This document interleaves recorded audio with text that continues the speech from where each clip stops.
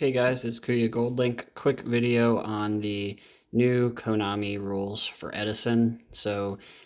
Basically, if you look at the first line, it says that you can still you still use the old forbidden limited list. You still use the same drawing rules, so you're still going to draw on the first turn. The big changes are the priority and the errata.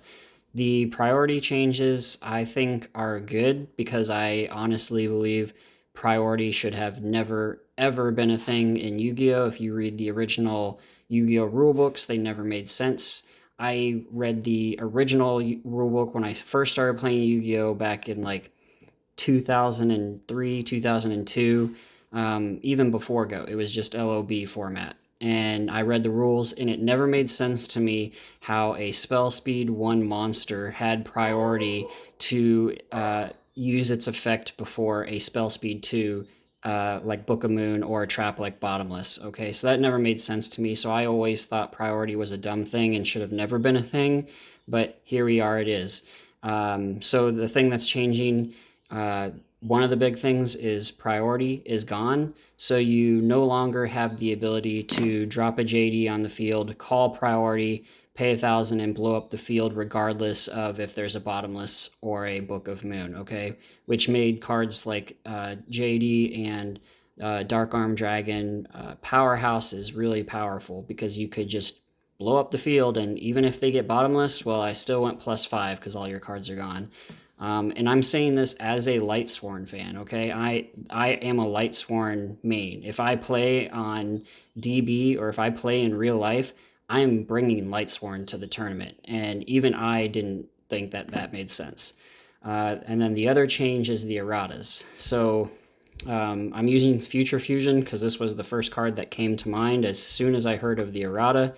The original Future Fusion used to be able to, on activation, send all the monsters to the grave, so it was an instant foolish burial, and it was great. The reason that decks like Dragon Turbo were so good was because of this card. And now with the new errata, basically you have to wait until your next standby phase. So what that means is now this card has to sit on a field for your opponent's entire turn, and then it has to come back to you, and then it has to survive your standby phase for you to be able to send those monsters. So cards like Future Fusion are just automatically bad now. And then another card that's been talked about is Yugioh Guardian. Yugioh Guardian is unplayable now because you have to use an Earth Tuner, and how many Earth Tuners are in Edison, let alone even played in Edison? I can't even tell you on more than one hand how many there are because I don't even know. And I haven't looked that up. So here's my hot take on this. I think the prio being gone, I think that's a good thing. I think that it should have never been a thing, and I'm happy about that. Even as a Lightsworn main, I'm happy about that because it makes monsters play the way that I think they should have intended to be played from the beginning of Yu-Gi-Oh! They should have never been a quick effect. Any ignition effect should have never been a quick effect. A spell speed 2, basically, is what you were getting from priority. So I'm happy about that. Good. Kudos to Konami for doing that. As far as the erratas, I think that cards that should have been banned, like Future Fusion or Yugioh Guardian, should have never been errata. I don't think any of these erratas were good, for the good.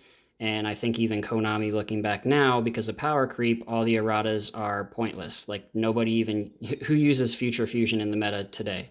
Nobody. And you could even argue even pre-errata, people might not even still use Future Fusion today as a one of. Maybe they would, because I guess you can do a foolish burial instantly, but I don't think it would be impactful in the meta, is I guess what I would say. So there's my hot take. There's the good. Priority being gone, good. And then the bad, enforcing erratas on all the cards. That's the bad. And that's my 2 cents, guys.